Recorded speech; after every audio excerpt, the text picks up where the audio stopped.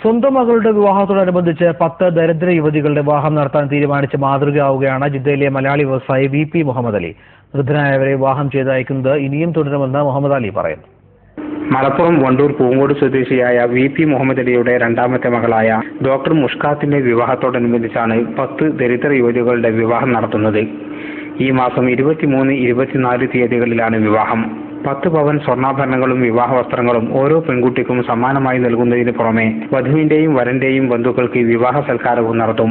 അർഹരായവർക്ക് ജിദ്ദയിലോ നാട്ടിലോ ഉള്ള മുഹമ്മദ് അലിയുടെ ബന്ധുക്കളുമായി ബന്ധപ്പെടാവുന്നതാണ്. കെട്ടിച്ചയക്കാൻ തനിക്കിനി പെൺമക്കളില്ലെങ്കിലും കഴിയുന്നത്രയും പാവപ്പെട്ട പെൺകുട്ടികളെ വിവാഹം ചെയ്തയക്കാൻ ഇനിയും തയ്യാറാണെന്നും മുഹമ്മദ് അലി അറിയിച്ചു. പക്ഷേ ഒരു നിബന്ധന മാത്രം. അഭിപ്രായ വ്യത്യാസം മറന്ന് എല്ലാ മുസ്ലിം സമുദായ സംഘടനകളുടെയും പ്രതിനിധികൾ ഏകകണ്ഠമായി അർഹരായ യുവതികളെ കണ്ടെത്തണം. അല്ലെങ്കിൽ ഒറ്റൊരു കമ്മ്യൂണിറ്റി വരികയാണെങ്കിൽ അല്ലെങ്കിൽ മുജാഹിദ് അലി സുന്ന ഒറ്റയ്ക്ക് വരാൻ ഞാൻ സമ്മതിക്കില്ല. അതുപോലെ ഒരുമിച്ച് ഒരു കൂട്ടായ്മയോട് കൂടി നമ്മളെടുത്ത് സമീപിക്കുകയാണെങ്കിൽ അതിന് 100% സപ്പോർട്ട് ചെയ്യും.